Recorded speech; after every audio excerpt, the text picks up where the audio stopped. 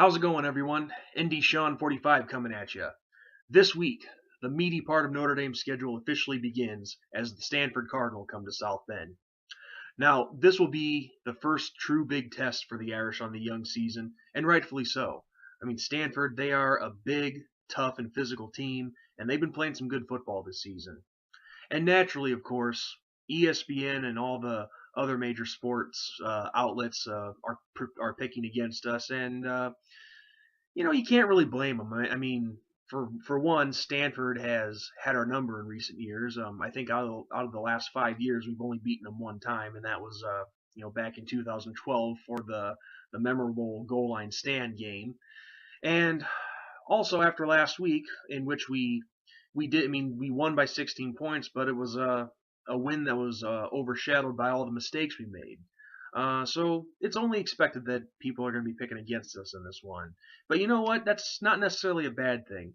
I think it could actually do this team good to play as the underdog for once and at least this weekend try to at least start to make believers out of all the doubters out there. But look, just simply breaking this game down, as I said before, Stanford has been playing some pretty decent football this year, and as it stands at this point in the season, they will be bringing into South Bend the number one defense in the country.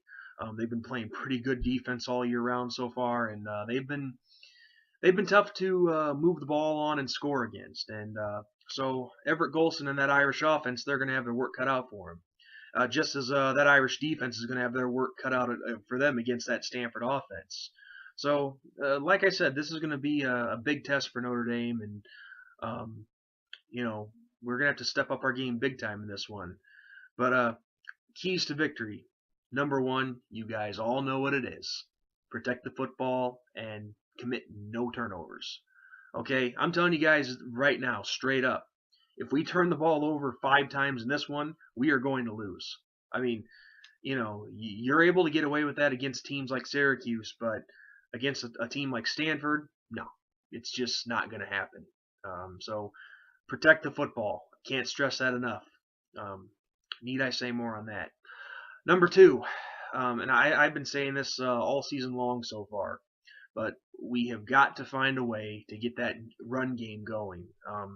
It looks like Brian Kelly is going to be once again shuffling that offensive line. They've kind of underperformed a little bit this season, which has been kind of disappointing. But hey, it's still early. We have time to figure it out. So hopefully, Brian Kelly and Van Gorder and Harry Highstand, hopefully they find that combination that works, because we have got to get something going on the ground. We can't just simply rely on the pass all the time. Got to balance things out. Number three, defense. We have to play sharp out there. So far on this young season, the defense has played pretty well. And initially, that was one of my main concerns coming into the season, was how our defense was going to look in Brian Van Gorder's system. And so far, they've done pretty well. They've only allowed 40 points all season. Of course, the pick six last week didn't go against them. So we got to keep playing our game, because Stanford, they're going to bring the heat. They're going to, Kevin Hogan's a good quarterback. Definitely not Andrew Luck, but he's still solid enough. I mean, hey, we recruited him for a reason. So we got to find a way to shut him down, put pressure on him, and just keep him off balance. Because one stat that they did show on ESPN, and of course, I'm not saying that we should encourage Stanford to get into the red zone as much as possible, but when Stanford gets into the red zone, they really struggle there. They've made a lot of mistakes there, but you don't need to wait for a team to get into the red zone to force them to make some mistakes. So the defense, as good as they played all season long, got to step up big time in this one, because this is going to be a huge test. So, and also number four, might as well throw this in there. 4 of those turnovers last week were the result of Everett Golson's mistakes. Everett has to clean his game up. Simple as that. I mean, like I said in the Syracuse recap, I mean, the numbers that he put up last week were unbelievable. Over 350 yards passing, 4 touchdowns. But, like I said, all the mistakes that he made, the turnovers that he committed, the 2 picks and the 2 fumbles, that really overshadowed everything. And not to mention the fact that he came close to breaking the NCAA record for consecutive passes completed. Um, but he's got to clean his game up, and last week's game against Syracuse, that could actually benefit us. It could wake Everett up a little bit and just give him a collision course of showing that you cannot make these kind of mistakes and expect to win. But Brian Kelly knows that. Everett himself knows that. They both even addressed it.